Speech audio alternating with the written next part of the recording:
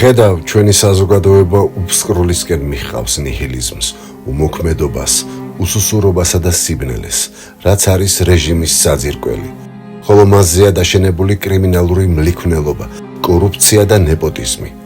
რეჟიმის დამარცხება სჭირდება განათლება და გამბედაობა, შეუპოვარი ბრძოლა და სიმამაცე, რისთვისაც ყველას გიხდით კიდევ მადლობას.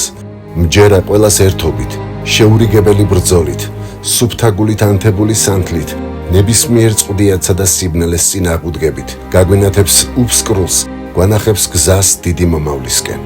ჩვენი მიზანი არის წმინდათა წმინდა, საქართველოს გაერთიანება ნატოს ხოლგის ქვეშ.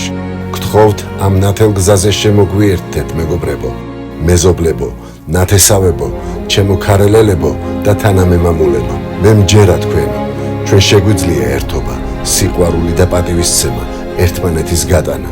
არა სიძულვილსა და უმოქმედობას, წინ საქართველო, წინ ევროპისკენ.